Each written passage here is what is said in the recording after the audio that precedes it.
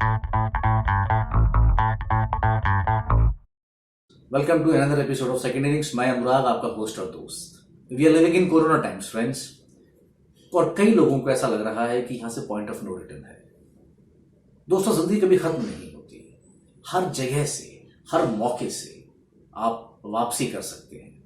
मैं आपको किस्सा सुनाता हूँ और ये किस्सा धीरूभाई अंबानी का है. 18 अप्रैल 1982 बॉम्बे स्टॉक एक्सचेंज 1:35 का समय था. रिलायंस इंडस्ट्रीज का शेयर उस समय 131 रुपए पे ट्रेड कर रहा था. सडनली एक कार्टेल, एक beer cartel, Kolkata based group businessman का, उन्होंने उनके शेयर्स धड़ाधड़ बॉम्बे स्टॉक एक्सचेंज में बेचने शुरू कर दिए. ये फॉरवर्ड ट्रेडिंग हो रही थी, फिजिकल स्टॉक नहीं था शेयर्स का. वो सिर्फ एक वायदे व्यापार के तहत शेयर्स बेचे जा रहे थे. उनका प्लान ये था कि शेयर्स के दाम को बहुत नीचे गिराया जाए, फिर खरीद लिए जाए और इस प्रोसेस में मार्जिन कमा लिया जाए. जब धीरूभाई अंबानी को पता पड़ा कि उनके शेयर्स बेचे जा रहे हैं और उनका गेम प्लान ये है, उन्होंने सडनली अपने कुछ फ्रेंड्स इकट्ठे किए और एक ग्रुप बनाया, फ्रेंड्स ऑफ रिलायंस इंडस्ट्रीज करके, और बाजार से सारे शेयर्स जिसके दाम गिर रहे थे खरीदने लगे. 131 रुपए का शेयर गिर करके 121 रुपीज पे आ गया था. बट रिलायंस धीरूभाई अंबानी के इंटरफेरेंस के बाद उस शेयर का प्राइस 125 रुपए पहुंच गया. अगले दिन दोबारा धीरूभाई अंबानी के कार्टेल ने वो शेयर्स दोबारा खरीदने चालू कर दिए और धड़ाधड़ शेयर्स खरीदते गए. जितने शेयर्स बाजार में बिक रहे थे, वो जो कार्टेल जो बैठा हुआ था कोलकाता के अंदर बेच रहा था, उतने सारे शेयर्स ये लोग खरीदते जा रहे थे, धीरूभाई अंबानी का ग्रुप. इसको देख करके बाजार में हड़कंप मच गया. फ्रेंड्स, स्टॉक मार्केट को बंद करना पड़ गया. रिलायंस का शेयर्स का भाव बहुत ऊंचा हो गया. उन दिनों ये होता था कि एवरी फ्राइडे जब स्टॉक मार्केट खत्म हो जाता था, जो वायदा व्यापार हुआ, जो फ्यूचर ट्रेडिंग हुई है, आपस में खरीदने वाला और बेचने वाला आमने सामने बैठते थे और जो प्राइस पे ट्रांजैक्शन हुआ है उस पे खरीदते थे. और अगर ये डील नहीं हो पा रही है, यानी कि बेचने वाले अगर वो शेयर्स को नहीं बेच पा रहा है क्योंकि उसके पास फिजिकल शेयर्स नहीं होते थे, तो 50 रुपए पर शेयर की पेनल्टी देनी पड़ती थी. उस कार्टेल के पास, जो कार्टेल बैठा हुआ था कोलकाता के अंदर, उसके पास फिजिकल शेयर्स नहीं थे. उन्होंने धीरूभाई अंबानी के सामने पेशकश की कि वील गिव यू ₹50 पर शेयर. धीरूभाई अंबानी ने मना कर दिया.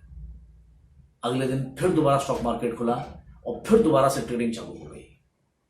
स्टॉक मार्केट को हालत ऐसी हो गई फ्रेंड्स के बंद करना पड़ गया. Authorities had to intervene and Dhirubhai Ambani के पास शेयर्स खरीदने के पास ट्रांजैक्शन था, उनको शेयर्स खरीदने थे, पर सामने वाली पार्टी, उसके पास फिजिकल शेयर्स थे ही नहीं बेचने के लिए. उस पार्टी का हाल सोचिए क्या हो गया होगा. जबकि उसका पूरा प्लान ये था that this is going to be a coup against Reliance Industries. Dhirubhai Ambani had turned the entire tables. हुआ ये, अपने प्रॉमिस को पूरा करने के लिए उस ग्रुप को धीरूभाई अंबानी के शेयर्स खरीदने पड़ गए और धीरूभाई अंबानी ने अपने शेयर्स महंगे दामों के बेचे. फ्रेंड्स, लाइफ में कभी कोई पॉइंट ऑफ नो रिटर्न जैसे हम लोग बात करते हैं, कोई नाम की चीज होती ही नहीं है. हम लोगों को सिर्फ अप्लाई करना होता है कि हमें कहां से और कैसे और कब we have to make a comeback. Nahid Khan आज के हमारे एक्सपर्ट जो आपसे बात करेंगी, वो शायद इसी टॉपिक पे आपसे बात करेंगी. Nahid Khan is a certified coach. She is a professional consultant and she's a practitioner of NLP also. Naheed Khan has got so many things to tell you about. Naheed Khan tells about how to reshape your skills in the times of difficulty when there is nobody. And this episode is especially beneficial for those who are seeking a job in corporate life. So over to Naheed Khan for a fantastic session.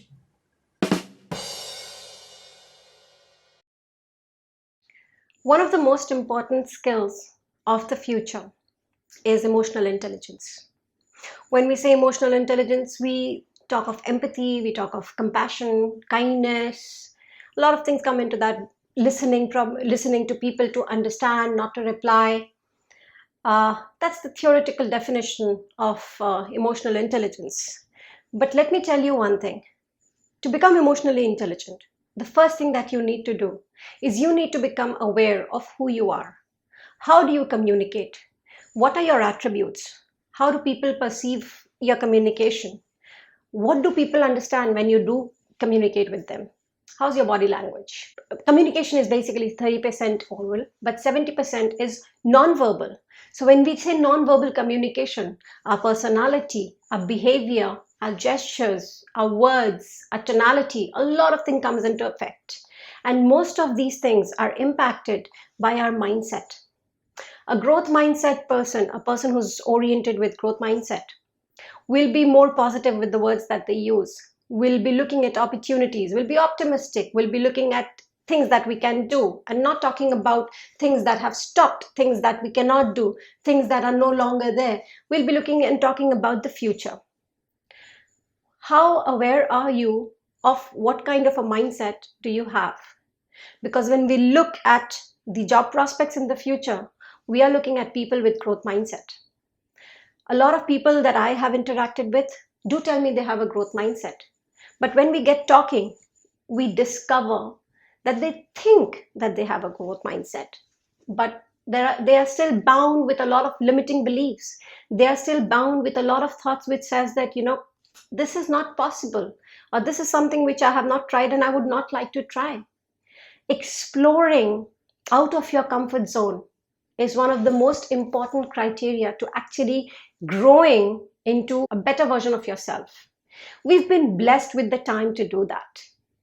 All of you out there who are looking for jobs, whether you are a fresh graduate or whether you're a professional, this is the time when you should invest in introspecting who you are. What is your communication style? What are your attributes? What are your characteristics? What is it about you that stands out? What are your unique characteristics, your unique skills? We have techniques how you can identify them. I use certain tools with which you can identify them. Once you identify them, you can actually focus your development towards that. Because to develop any skill, have any kind of growth in yourself, you first need to identify where you stand. And it cannot be based on what you think or what you've been told. You have to really go deep. You have to really introspect. Look at your incidents in your life before. Look at how you have reacted in situations. Look at your journey from where you have come to which point. What was your journey all about? What were the things, the milestones in your journey or in your growth? What were your achievements? What were your failures? Why did you make those mistakes? And what did you learn from those mistakes? Did you take those learnings and apply it in your life to become a better version of yourself? Did you make those mistakes again? If it is something which comes to you unconsciously, how much of an effort have you actually made to understand your subconscious mind? Because our subconscious mind is programmed by our conscious self. We do it every time that we say, I can't do something, XYZ. Whatever that XYZ is, I have hypnotized myself to believe that that is not for me, that I can't do, and I should not try. Every time that we speak, every word that we speak goes into our subconscious mind to either build our belief or to break it down, to build our confidence or to break it down, to make us go ahead or to stop us. How conscious are you of your words? What is your communication style? Are you somebody who likes to share ideas? Or are you somebody who likes to just, work with the facts?